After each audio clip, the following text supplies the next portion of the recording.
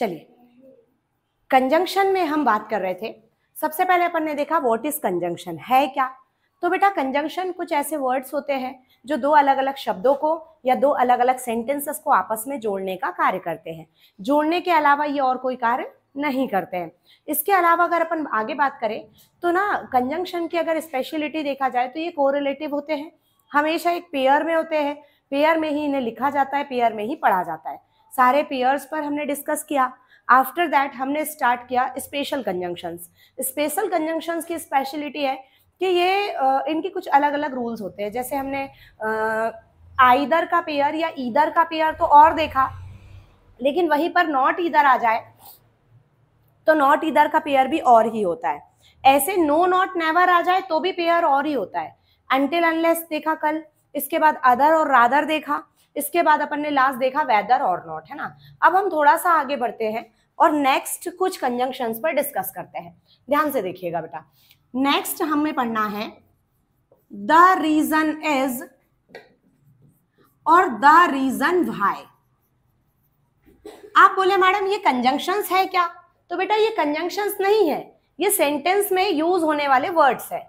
जैसे हम लोग कई बार ऐसा हिंदी में बोलते हैं ना, कारण यह था कि, कारण यह है कि, ऐसा इसलिए हुआ क्योंकि। तो ऐसे जब हम कारण बताने के लिए किसी भी चीज को यूज करते हैं तो एक सेंटेंस में हम ये बोलते हैं कि ऐसा इसलिए हुआ, और दूसरे सेंटेंस में उसका कारण बताया जाता है कि कारण क्या था।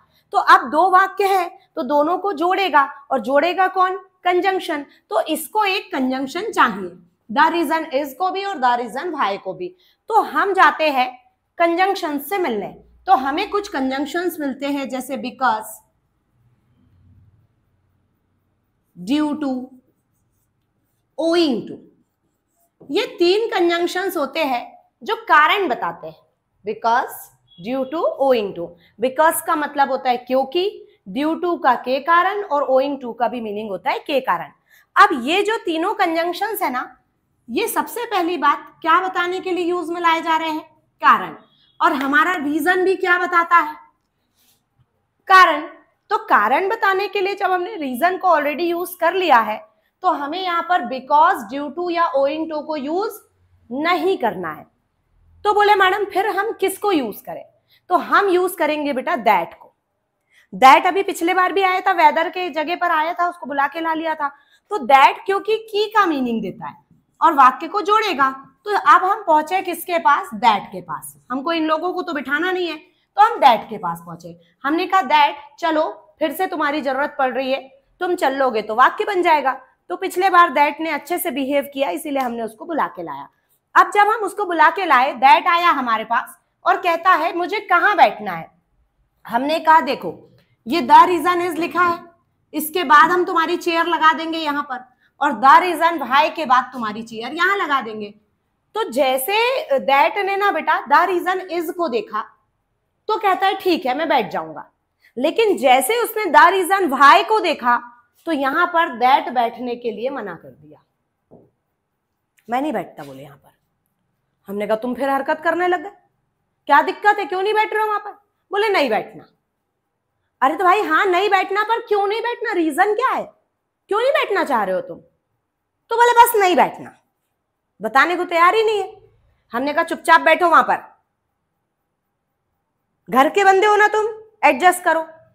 बेटा जब भी कोई घर पे ऐसा कोई बंदा आ जाता है जो हमारी पसंद का नहीं होता है और हमें वो बिल्कुल अच्छा नहीं लगता है, तो मम्मी उसको बोलेगी कि उठ के जा, या आपको बोलेगी चुपचाप रहे। किसको समझाती है मम्मी लोग? अपने को। घर वाले ना बोले अपन घर के है ना, अपन एडजस्ट कर लो, नहीं पसंद आ रहा दूसरे कमरे में जाके बैठ जाओ तुम। पर वो बंदा एज अ गेस्ट आया है बेटा, तो आप उसको नहीं बोल सकते कुछ। ऐसे यहाँ पे द रीजन व्हाई गेस्ट आया है, कंजंक्शन के घर में आया है, और कंजंक्शन का घर है दैट, दैट का घर है ये। तो उस दैट को समझाया जा रहा है कि क्या दिक्कत है। और वैसे ऐसी कौन सी उससे दुश्मनी हो गई कि तुम बिल्कुल इसके साइड में बैठने को ही तैयार नहीं हो? तो दैट फिर हमें बताता है, बोले ये दुश्मनी आजकल की नहीं है। हमने कहा कब की है, कब कर ली तुमने इससे दुश्मनी? फिर दैट की हरकत है हमें भी पता है, किसी से भी भिड़ जाता है। हमने कहा तुमने कब कर ली? हमको लगा दैट की गलती है। तो बोले ये दुश्मनी हमारी आजकल की नहीं है, नरेशन की दुश्मनी है। बोले कैसे? तो नरेशन में बोले जब डबल इन्वर्टेड कॉमा को हटाकर दैट लगाया जाता था, मुझे लगाया जाता था, तो मैं बैठता था वहां पर, मैं कंजंक्शन बनता था। लेकिन जैसे ही ये WH के वर्ड्स आते हैं, बोले ये अकेला नहीं, सारी टीम है। इंटीरोगेटिव के वर्ड से WH के व्हाट, वेयर, व्हेन, व्हाई, ये लोग आते हैं बोले तो बोलते उठ दैट निकल, अब हम आ गए, हम बैठेंगे। तो जब इनने मेरे को वहां से भगा दिया तो अब मैं क्यों बैठू इनके बाजू में, बैठे खुद ही अकेले। वहां से तो मेरे को इन्होंने भगा दिया। फिर हमें समझ में आया कि एक्चुअल में गलती दैट की नहीं है। फिर भी भैया घर वाले हैं, मैनेज तो करना पड़ेगा। तो हमने कहा दैट देखो ठीक है उसकी गलती है, इट्स ओके, पर आप ना क्या करो, तुमको इससे दिक्कत है ना? बोले हाँ मेरे को सिर्फ वाई से दिक्कत है, बाकी कोई प्रॉब्लम नहीं है। तो हमने कहा देखो इज से कोई प्रॉब्लम नहीं है ना? तो बोले नहीं, तो इज के साइड में बैठ जाओ जाके। और दैट को बोला कि वाई से अगर तुमको प्रॉब्लम है तो वाई के साइड में मत बैठो, लेकिन कुछ दूरी बनाकर फिर तुम यहां पर बैठ जाओ। तो फिर दैट बोलता है ठीक है। खुश होके नहीं बोला, ऐसे बोल दिया चलो ठीक है, अब बोल रहे हो तो बैठ जाता हूं। सेंटेंस बना के बताते हैं बेटा आपको, हम ध्यान से देखिएगा। जैसे मान लो एक सेंटेंस मिलता है, he failed, the reason is that he did not study well। Sentence को समझो, he failed, वह फेल हो गया, कारण यह है कि, दैट भाई साहब की का मीनिंग देने आ गए कंजंक्शन बनकर, द रीजन इज के साइड में बैठ गए हैं। अब कारण अगले सेंटेंस में बताया जाएगा, कारण क्या है कि ही डिड नॉट स्टडी वेल, कि उसने अच्छे से पढ़ाई नहीं किया था। अब यहां पर समझो, अब मान लो द रीजन इज था तो दैट यहीं बैठ गया, लेकिन द रीजन व्हाई आएगा तो कैसे बैठेगा मैडम दैट? तो समझो बात को, हम पहले द रीजन को यूज कर लेंगे। The reason why he failed, the reason why he failed लगा दिया, फिर दैट लगा के इस वाक्य को जोड़ दिया, ये ठीक है। That he did not study well. अब ये दोनों ही सेंटेंस कैसे हो गए? करेक्ट हो गए। तो द रीजन व्हाई के साइड में दैट आता है, पर तुरंत बाद नहीं आता। तुरंत बाद क्या बेटा? किसी भी WH के वर्ड के साथ दैट नहीं आता है, मतलब आपको ऐसा WH और ऐसा दैट साइड में नहीं मिलेंगे, थोड़े स्पेस के बाद मिल सकते हैं, ठीक है। तो आपको पेपर में क्वेश्चन कैसा आएगा, क्वेश्चन बताती हूँ, लिखा होगा he failed, the reason is because he did not study well. पढ़ने में भी अच्छा लगता है ऐसा, the reason why he failed because he did not study well. तो ऐसा लगता है कि हाँ बिकॉज मतलब कारण तो बता रहा है। भैया कारण अगर बिकॉज बता रहा तो रीजन किस लिए आया है? रीजन ही तो कारण बता रहा है ना। तो आपको वहां बिकॉज, ड्यू टू और ओइंग टू को ऐड नहीं करना है। ये क्वेश्चन सेंट्रल लेवल के पेपर में देखने को मिलता है बेटा, जैसे SSC, CGL, CHSL या फिर बात करें IVPS के एग्जाम्स में, तो इस टाइप के क्वेश्चंस आपको वहां पर रेगुलर देखने को मिलते हैं। क्लियर यहां तक? फंक्शन रहेगा बेटा बिफोर। बिफोर का मीनिंग क्या होता है बताओ? के पहले या फिर से पहले। अब बात को समझना बेटा, ये जो भाई साहब है ना बिफोर, ये सिर्फ एक पार्ट्स ऑफ स्पीच को बिलोंग नहीं करते। कंजंक्शन भी बनता है, प्रीपोजिशन भी बनता है और एडवर्ब भी बनता है। Adverb, conjunction and prepositions. तो अब कंजंक्शन की अगर अपन बात करें तो ये वाक्य के बीच में आएगा और दो अलग अलग सेंटेंसेस को आपस में जोड़ेगा। तो जब दो अलग अलग सेंटेंस को आपस में जोड़ेगा तो वो सेंटेंस किसी ना किसी टेंस में होंगे। तो टेंस की हम बात करें, बिफोर के साथ ना बेटा पहले आता है पास्ट परफेक्ट। तो बिफोर को जोड़ता है, देखो पास्ट का कॉम्बिनेशन हमेशा किससे होता है? पास्ट से। तो यहां पर आएगा सिंपल पास्ट, यानी पास्ट इंडेफिनिट, ठीक है। ये स्ट्रक्चर हम लोग टेंस में भी पढ़ते हैं, पास्ट परफेक्ट टेंस में। अब पास्ट परफेक्ट का स्ट्रक्चर बनाते आना चाहिए बेटा। परफेक्ट नाम का वर्ड कहीं पर भी दिखे, या तो हैज, या तो हैव, या तो हैड, ये दोनों वर्ब के, ये वर्ब का पास्ट यानी वर्ब का सेकेंड फॉर्म, सेकेंड फॉर्म यानी हैड, हैड को चाहिए वर्ब का हैज हैड के बाद हमेशा वर्ब थर्ड आता है बेटा। कंजंक्शन क्या आएगा? बिफोर, सिंपल पास्ट, पास्ट यानी वर्ब का, ये बन गया आपका स्ट्रक्चर्स। ऐसे स्ट्रक्चर्स 12 टेंस के आपको बनाते आने चाहिए, तो आपने टेंस पढ़ाई की है। ये समझो कि टेंस में फिर आपकी कमांड आ गई है। अच्छा, अब ऐसे ही ना ये स्ट्रक्चर तो हमने पास्ट परफेक्ट टेंस में भी पढ़ाया है आपको, लेकिन इसके अलावा भी एक स्ट्रक्चर और बनता है बेटा, ठीक है, ध्यान से वो देखना, वो लास्ट टाइम नहीं बताया था हमने। एक तो पास्ट परफेक्ट के साथ बनता है, एक बनता है फ्यूचर परफेक्ट के साथ। अब आप ये बताइए, जब यहां पास्ट परफेक्ट था तो उसका पेयर बना सिंपल पास्ट, तो फ्यूचर परफेक्ट है तो उसका पेयर क्या बनेगा? सिंपल सिंपल फ्यूचर या सिंपल प्रेजेंट? अरे पास्ट परफेक्ट का सिंपल पास्ट, तो फ्यूचर परफेक्ट का सिंपल प्रेजेंट बनेगा। फ्यूचर का कॉम्बिनेशन कभी भी फ्यूचर से नहीं होता। आप लॉजिकली देखिए, प्रैक्टिकली फ्यूचर में आप जो भी होंगे बेटा भविष्य में, वो आपकी आज की मेहनत होगी, आज की। आज आप क्या पढ़ रहे हैं ये डिपेंड करेगा आपके भविष्य पर, है ना। आज आप इंग्लिश पढ़ रहे हैं तो आपका फ्यूचर एक अलग दिशा में जाएगा, और एक वही बच्चा है जो पढ़ाई वढ़ाई नहीं कर रहा है, जो बाहर बैठ के मोबाइल चला रहा है, उसका फ्यूचर अलग दिशा में जाएगा। तो वो फ्यूचर हम अभी तैयार कर रहे हैं ना, तो प्रेजेंट का कॉम्बिनेशन किससे होता है? फ्यूचर से, और फ्यूचर का कॉम्बिनेशन किससे होता है? प्रेजेंट से। तो इसीलिए जब यहाँ पर फ्यूचर परफेक्ट आए ना, बच्चों को लगता है सिंपल फ्यूचर आएगा, सिंपल फ्यूचर नहीं आएगा, सिंपल प्रेजेंट आएगा।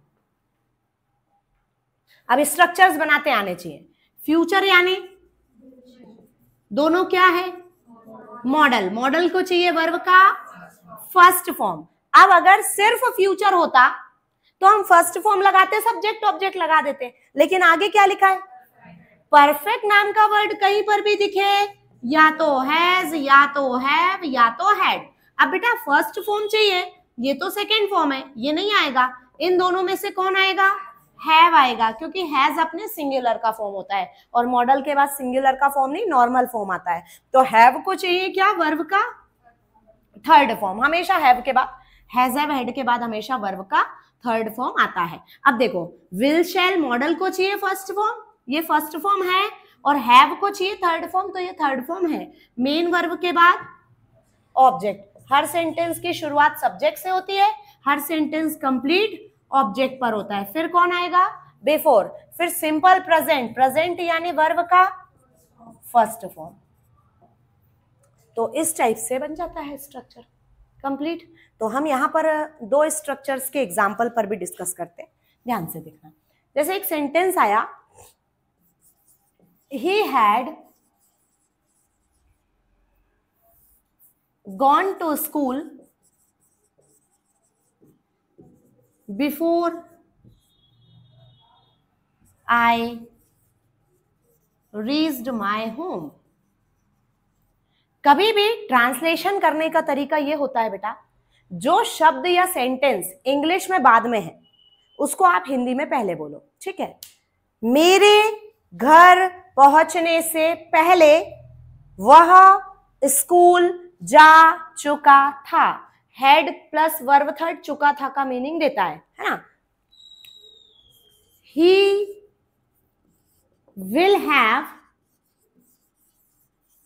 Reached there before I reach there. Reach लिखा है मैंने फर्स्ट फॉर्म, सिंपल प्रेजेंट लगाया है, ध्यान से यहां देखिए। मेरे वहां पहुंचने से पहले वह वहां पहुंच चुका होगा, फ्यूचर चुका होगा, ठीक है। अपन बोलते हैं ना, अरे उसके जाने से पहले तो वो काम हो चुका होगा, तो ये फ्यूचर परफेक्ट के साथ सिंपल प्रेजेंट का पेयर बना के आप बिफोर लगा के बना सकते हैं। आफ्टर का पेयर भी ऐसे ही बनेगा बेटा। अगर आपको कंजंक्शन बदलना है आफ्टर, तो यहां आफ्टर कीजिए, सिंपल पास्ट इधर लाइए, पास्ट परफेक्ट उधर ले जाइए, पलट दोगे तो आफ्टर बन जाएगा। सिंपल प्रेजेंट पहले लाइए, आफ्टर बीच में लगाइए, इसको बाद में करिए तो आफ्टर बन जाता है। पर एग्जाम में आफ्टर ज्यादा नहीं आता, पेपर में आता है क्या? बिफोर। क्लियर इतनी बात? चलिए लिखेंगे। हेड का जो मीनिंग होता है ये होता है मानो। हमने सिर्फ इन दो वर्ड्स को नहीं पढ़ा है, सब्जेक्ट वर्ब एग्रीमेंट, इसके अलावा दो वर्ड्स और पढ़े हैं। ध्यान से देखिए भाई, अगर आपके दिमाग से वॉश हो रहा है तो एक बार आपको फिर से पढ़ने की जरूरत है। इफ आई विश, याद आया? काश। और एज इफ, और एज दो, मानो। मानो, ये चारों वर्ड्स जो आपके सामने लिखे हैं ना बेटा, ये रियलिटी नहीं बताते हैं, ये एक आपके मन में जो डिजायर है उसे बताते हैं। काश मैं भी पक्षी होती, काश मेरे पास भी एक बंगलो होता, काश मैं भी प्राइम मिनिस्टर ऑफ इंडिया होती। ऐसी डिजायर जो शायद इस जन्म में फुलफिल हो। अनफुलफिल्ड डिजायर को बताते हैं ये काश। दो चीजें बताते हैं, या तो एक ऐसी डिजायर जो अपने मन में आ गई, और या तो ऐसी चीजों के लिए जो चीज अब हाथ से निकल गई है, अब आप कितना भी कुछ भी कर लो वो सही होने वाला नहीं है।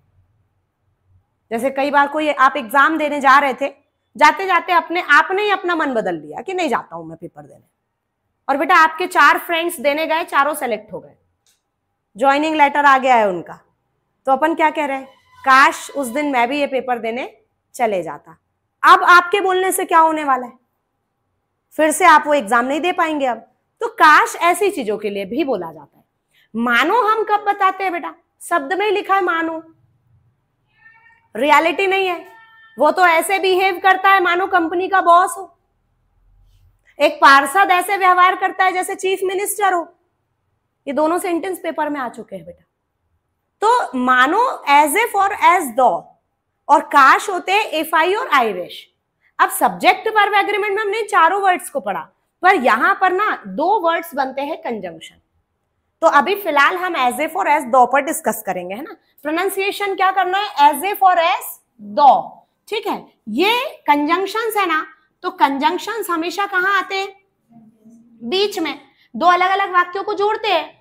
सेंटेंस की शुरुआत सब्जेक्ट से होती है, वर्ब ऑब्जेक्ट लगाकर एक सेंटेंस कंप्लीट हुआ, फिर कंजंक्शन आया, फिर से कौन आएगा, सब्जेक्ट। यहां आने वाला सब्जेक्ट ना बेटा किसी भी नंबर, पर्सन और जेंडर का हो सकता है, मतलब कोई भी सब्जेक्ट हो। आपको यहां आने वाली जो वर्ब लगाना है वो हमेशा पास्ट टेंस की लगेगी। पास्ट टेंस की बी वर्ब में वॉज और वर होता है, तो आपको यहां परमानेंट क्या लगाना है, तो वर लगाना है। परमानेंट यहां पर क्या लगेगा, वर लगेगा। तो ये ध्यान रखिएगा। एक क्वेश्चन बताती हूं, पेपर में आया हुआ, the counsellor behaves as if he was the chief minister। ऐसा क्वेश्चन आया था बेटा पेपर में, और इस वॉज के नीचे अंडरलाइन था 4 ऑप्शंस के साथ। पहला ऑप्शन था वर, दूसरा ऑप्शन था हैज, तीसरा ऑप्शन था इज, और लास्ट ऑप्शन था नो इम्प्रूवमेंट। अब बहुत सारे बच्चों को यह पता होता है कि ही वॉज भी होता है, ही इज भी होता है, ही हैज भी होता है। कुछ बच्चे ने टेंस को कॉम्बिनेट किया, प्रेजेंट का कॉम्बिनेशन या तो प्रेजेंट या तो फ्यूचर, तो बच्चे या तो इज लगाए या तो हैज लगाए। पर 1% बच्चा होता है जिसे पता है कि एज इफ और एज दो आया है तो मेरा आंसर वर होगा। सिर्फ 1% बच्चे होते हैं जो ये आंसर लगा के आते हैं। पढ़ने के लिखने के बाद भी बच्चे भूल जाते हैं बेटा। तो आपको ये याद रखना है कि एज इफ और एज दो, ये शब्द को बिल्कुल फिक्स कर लो। इसके बाद आने वाली वर्ब हमेशा वर होगी। बी वर्ब में कौन होगी, वर। पास्ट टेंस की वर्ब होती है वर, WERE। वेयर नहीं पढ़ते इसको, क्या पढ़ते हैं, वर। तो आंसर हमारा क्या आएगा यहाँ पर, ये वॉज नहीं आएगा, इसकी जगह क्या आएगा, वर आएगा। आते हैं ये क्वेश्चंस, रेगुलर आते हैं पेपर में, बन जाएगा। कंजंक्शन बिकॉज और कंजंक्शन इन ऑर्डर दैट पर हम अगली बार डिस्कस करेंगे। सबसे पहले क्वेश्चन तो पता है बेटा पेपर में कैसे आता है, इन ऑर्डर ब्लैंक, क्योंकि इन ऑर्डर दैट भी होता है और इन ऑर्डर टू भी होता है, और दोनों ही ऑप्शन में होते हैं।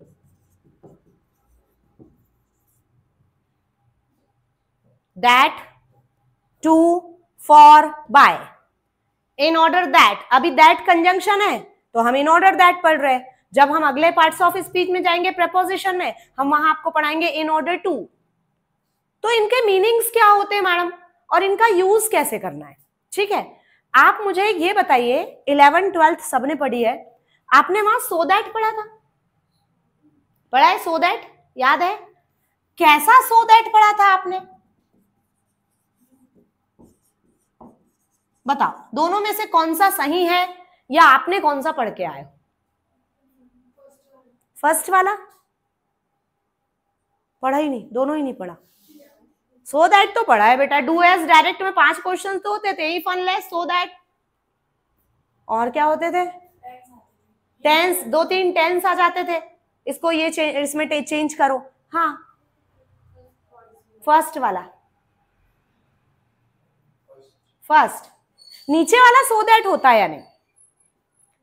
मेरे को ऐसा लगता है मैंने ही 2 पढ़े बस। एक्चुअल में क्या होता था मेरे समय पे, मैं गवर्नमेंट स्कूल से पढ़ी हूँ बेटा, तो हमारा गांव में स्कूल होता था और वहां इंग्लिश पढ़ाने के लिए फैकल्टी नहीं थी ही नहीं, टीचर ही नहीं थे। एक सर थे, वो मिडिल स्कूल को पढ़ाते थे और उनका इतना प्रेशर होता था कि हाई स्कूल तक के बच्चे उनसे डरते थे। सिर्फ डराते थे, पढ़ाते नहीं थे, है ना। मैं ऐसे बोल भी सकती हूँ डायरेक्ट। अब हम लोग क्या करते थे, कुछ बच्चे पैसे कलेक्ट करके 10-10, 20-20 रुपए महीना, 25-25 रुपए महीना कलेक्ट करके, जितने भी स्कूल में ढेर सारे बच्चे होते बेटा, हम हमारे गांव के पास एक शहर था मुल्ताई, वहां से हम फैकल्टी बुलाते थे कि सर आप हमारे लिए 2 फैकल्टी की व्यवस्था कर दीजिए, पैसे हम देंगे, बच्चे देंगे। तो हमारे लिए एक बायोलॉजी के टीचर आते थे बेटा और एक इंग्लिश के टीचर आते थे, सिर्फ हमको पढ़ाने आते थे वो 1 घंटे के लिए। और डिस्टेंस बोले तो 1.5 घंटा वो टीचर को आने में लगता था और 1.5 घंटा जाने में। सोचो टीचर ने कितना सपोर्ट किया हमें। पैसे वो जितने लेते थे हम कलेक्ट करके हमारे टीचर को दे देते थे, अब उन्होंने उनको कितना दिया कितना रखा वो वही जाने, हम दे देते थे अपने तरफ से। मंथली 20-25 रुपए हम दे सकते हैं, ऐसे तो अपन अपने ऊपर खर्च करते कहीं।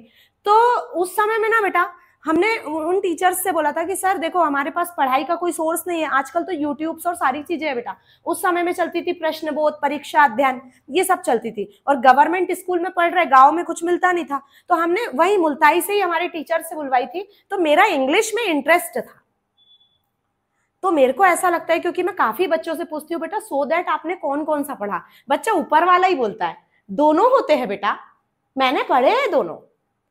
ये जो सो दैट है ना, ये 2 अलग अलग सेंटेंस में आता था, वेरी को हटाओ, सो को लगाओ, दैट से दूसरे वाक्य को जोड़ो।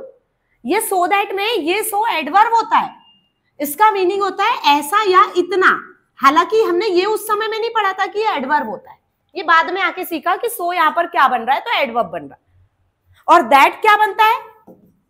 कंजंक्शन, वाक्य जोड़ने वाला।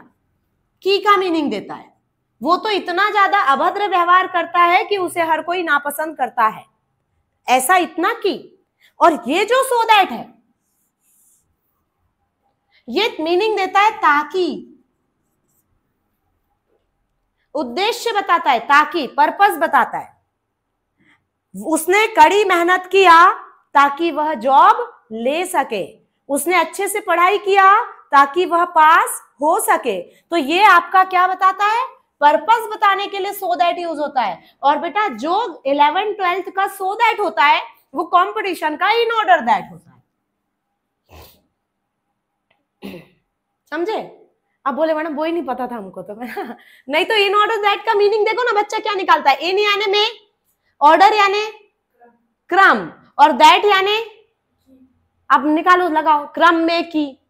ऑर्डर यानी आदेश भी होता है पर वो ऑर्डर्स होता है, ऑर्डर नहीं होता है, ठीक है। तो यहां पर ना मीनिंग क्या आता है? ताकि, और यहां मीनिंग आता है क्योंकि। क्योंकि क्या बताएगा? पर कारण, ऐसा इसीलिए हुआ क्योंकि ऐसा था, कारण। और ताकि क्या बताएगा? पर्पस, उद्देश्य बताएगा। अब मैटर ये है कि मैडम आपने बोला दैट भी आता है और टू भी आता है, दोनों ही सही है, दोनों का मीनिंग ताकि है, दोनों के मीनिंग ताकि होते बेटा। तो फिर हम पहचानेंगे कैसे कहां दैट लगाना है कहां टू लगाना है? सिंपली मेथड है। ये कौन है? कंजंक्शन। कंजंक्शन क्या करता है? वाक्य को, इसके बाद पूरा सेंटेंस मिलेगा आपको। और ये टू क्या है? Preposition. Two plus verb first का स्ट्रक्चर पढ़ा है, इन्फिनिटिव। तो जहां जहां वर्ब फर्स्ट दिखे वहां टू आएगा, टू प्लस वर्ब फर्स्ट का कंस्ट्रक्शन बनेगा। तो ये इन ऑर्डर टू भी होता है बेटा और इन ऑर्डर दैट भी होता है। एक क्वेश्चन तो एग्जामिनर ऐसे ही पूछ लेता है, तो आप बाद की चीजों को देखना, बाद में पूरा सेंटेंस है या बाद में वर्ब फर्स्ट है। अगर वर्ब फर्स्ट है तो टू प्लस वर्ब फर्स्ट का कंस्ट्रक्शन इन्फिनिटिव बनता है, और नहीं तो फिर दैट लगाइए आप। और इन ऑर्डर दैट का मीनिंग क्या आता है? ताकि क्या बताता है? उद्देश्य बताता है, पर्पस बताता है। और ये क्या बताता है? रीजन बताता है, कारण बताता है। क्योंकि क्या बताएगा बेटा? अरे क्योंकि, चलो देखो, he failed blank, he did not study well, या फिर he worked hard blank, he may get job। बोलो, फर्स्ट में फेल होने का क्या था? उद्देश्य या कारण? फेल होने के पीछे क्या था? कारण था ना, he failed because he did not study well। और कड़ी मेहनत करने के पीछे उद्देश्य था, तो इन order that he may get job, ताकि वह जॉब पा सके। क्लियर इतनी बात? चलिए हेडिंग में पढ़िए। सेंस, सेंस की पार्ट्स ऑफ स्पीच, ध्यान से सुनिएगा। एक जगह सेंस ऐसा आता है, since morning, since Monday, since last night, suffering from fever लिखा था ना, हाँ। तो यहां पर सिंस क्या है? और मैडम सिंस आप हमें कहां पढ़ा रहे हैं? कोई भी इंग्लिश में वर्ड यदि सेंटेंस में अपनी पोजीशन बदलता है तो उसकी दो चीजें बदलती है बेटा। पहला उसका पार्ट्स ऑफ स्पीच और दूसरा उसका मीनिंग। ये जो सिंस है, ये मॉर्निंग, सिंस मॉर्निंग, मॉर्निंग एक टाइम है, टाइम बताने वाला शब्द नाउन पार्ट्स ऑफ स्पीच को बिलोंग करता है। ये बनेगा प्रीपोजिशन, क्योंकि प्रीपोजिशन की पोजीशन नाउन के पहले, और यहां पर मीनिंग आएगा सोमवार से। ये सिंस किसका मीनिंग दे रहा है? से का। क्या बन रहा है? प्रीपोजिशन। लेकिन जब यही सिंस दो वाक्यों को जोड़े, किसी भी समय के साथ ना आए, वाक्य को जोड़ता हुआ हो, तो ऐसा सेंस कंजंक्शन बनता है, और ऐसा सेंस जब से का मीनिंग देता है। आपने कई सारे सेंटेंसेस सुने होंगे, जब से उसने मुझसे पैसे लिए हैं, उसने अपना चेहरा नहीं मुझे दिखाया है। जब से उसने मुझसे पैसे लिए हैं, वो गायब ही हो गया है। जब से उसने छिंदवाड़ा छोड़ा है, मैं उससे मिला ही नहीं, या वो मुझसे नहीं मिला है। जब से उसने दुकान खोली है, तब से उसने गरीबी को फेस नहीं किया है। ऐसे जब से वाले जितने भी सेंटेंसेस होते हैं ना बेटा, अब बच्चा को इंग्लिश बोलना है पर यही समझ में नहीं आता, जब से बोला है तो अब क्या बोलो। फिर वो जब को बोलता है वैन, से को बोलता है फ्रॉम, ऐसी इंग्लिश गजब ही बोलता है बेटा। उसके लिए एक पर्टिकुलर वर्ड है सिंस। ठीक है, तो अब यहां पर हम बात करते हैं कि भाई मैडम ये तो कंजंक्शन बन गया और दो वाक्यों को जोड़ेगा, तो जिन वाक्यों को जोड़ेगा वो किसी ना किसी टेंस में तो होंगे। तो बेटा यहाँ टेंस आपको याद रखना पड़ेगा। सिंस के पहले आता है प्रेजेंट परफेक्ट, और सिंस के बाद आता है सिंपल पास्ट। स्ट्रक्चर्स बनाते आने चाहिए। परफेक्ट बोले तो हैज हैव हैड, और प्रेजेंट परफेक्ट यानी हैज हैव। हैज हैव को चाहिए वर्ब का थर्ड फॉर्म। हर सेंटेंस में सब्जेक्ट होता है, हर सेंटेंस में ऑब्जेक्ट होता है। कंजंक्शन क्या जुड़ेगा? सिंस। पास्ट यानी वर्ब का सेकेंड फॉर्म। ये जैसे he has improved his health since he started taking medicines। अब ट्रांसलेशन का तरीका, पहले बाद वाले सेंटेंस को ट्रांसलेट कीजिए, फिर पहले वाले को। ठीक है बेटा, तो ये जो कंजंक्शन है ये बाद वाले के साथ ही जुड़ेगा।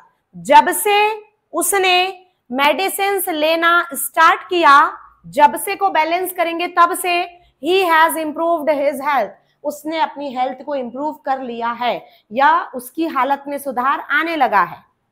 जब से उसने मेडिसिन लेना चालू किया तब से उसकी हालत में सुधार आने लगा है। बोल सकते हैं ऐसा। तो सिंस यहां क्या बनकर आया है? कंजंक्शन, दो वाक्यों को जोड़ रहा है। जिन वाक्यों को जोड़ रहा है वो किसी ना किसी टेंस में है, तो टेंस में है तो कौन से टेंस में है, तो सिंस के पहले प्रेजेंट परफेक्ट बेटा और सिंस के बाद सिंपल पास्ट। यहां पर आकर हमारा कंजंक्शन चैप्टर कंप्लीट होता है। ठीक है, हेडिंग बनाइए जब से।